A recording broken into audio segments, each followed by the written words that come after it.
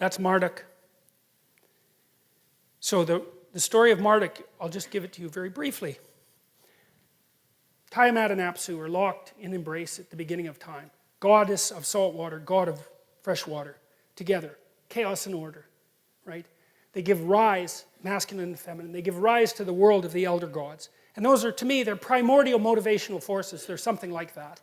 And their rage and their lust and their love and all these things that possess us that are there forever. And they're out in the world acting.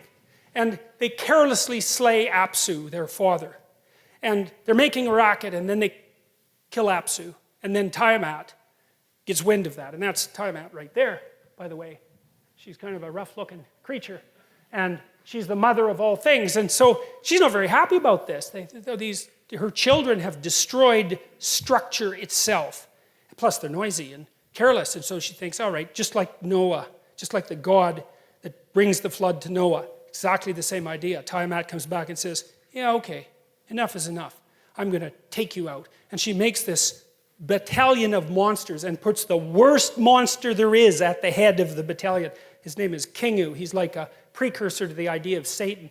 And she lets the gods know, hey, I'm coming for you. And so they're not very happy about this because they're gods, but like, yeah, she's chaos itself, right? She gave birth to everything. This is no joke. And so they send one god out after another to confront her, and they all come back with their tails between their legs. There's no hope. And then one day there's a new god that emerges, and that's Marduk.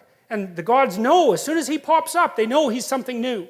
Remember, and this is happening while the Mesopotamians are assembling themselves into one of the world's first great civilizations. So all the gods of all those tribes are coming together to organize themselves into a hierarchy to figure out what proposition rules everything. And so Marduk is elected by all the gods, and he says, look, I'll go out there and I'll take on Tiamat, but here's the rule. From here on, you follow me. I determine destiny. I'm the top god. I'm the thing at the top of the hierarchy. And all the other gods say, hey, look, no problem. You get rid of chaos, we do exactly what you say. Now, Marduk, he has eyes all the way around his head, and he speaks magic words. Those are his primary attributes. And so he takes a net, and he goes out to confront Tiamat. And he encloses her in a net, which I think is so cool because it's an encapsulation, right? It's a conceptual encapsulation. He encloses chaos itself in a conceptual structure. He puts it in a net, and then he cuts her into pieces, and he makes the world. And then he creates human beings to inhabit that world and to serve the gods. And he creates human beings out of the blood of Kingu, the worst of the demons.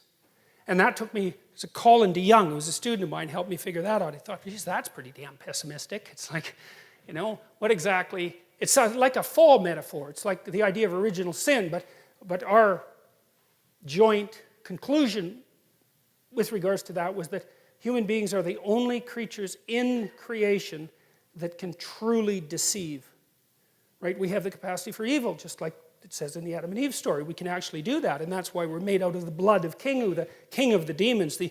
We are the thing that can deceive, that can twist the structure of reality. Well, so Marduk. Now, the Mesopotamians had an emperor, right? And the emperor was the avatar of Marduk. That's what made him emperor. He was only an emperor if he was going to be Marduk. He had to be a good Marduk, which meant he had to confront Tiamat, chaos, and cut her up and make order out of her pieces. And what the Mesopotamians used to do at the New Year's celebration, they'd go outside their walled city, and that's explored territory versus unexplored territory. They'd go outside their walled city into chaos, and they'd bring all the statues that represented the gods, and they'd act this out. Because they're trying to figure something out, right? They're trying to figure out what this means. They're acting it out. And then they'd take their emperor, and the priest would make him kneel, and they'd take all his king uniform off, his emperor uniform off, and make him kneel and humiliate him and nail him with a glove and say, okay, how were you not a good Marduk this year, right? And then he'd recount all the ways that he was inadequate in confronting chaos, and then they'd do the celebration, and Marduk would win, and the king would go sleep with a royal prostitute. And the reason for that was, it's the same idea as St. George pulling the virgin from the dragon. It's exactly the same idea, that if you encounter the reptilian chaos, you can extract something out of it with which, if you unite, you produce creative order. That's what they were acting out. And that was the basis for the Mesopotamian idea of sovereignty. It's so smart. It's so unbelievably smart. And the Mesopotamians had a massive influence on the civilizations that then had a massive influence on us. It's one of the stories of how the notion of sovereignty itself came to be. It's the evolution of the idea of God. That's one way of thinking about it. But even more importantly, it's the evolution of the idea of the redemptive human being, right? And that's taken to one of its conclusions, well, in the story of Buddha, but also in the story of Christ, the idea of the perfect individual. And the notion is, well, that's the word that speaks truth into chaos at the beginning of time to generate habitable order that is good. That's the story.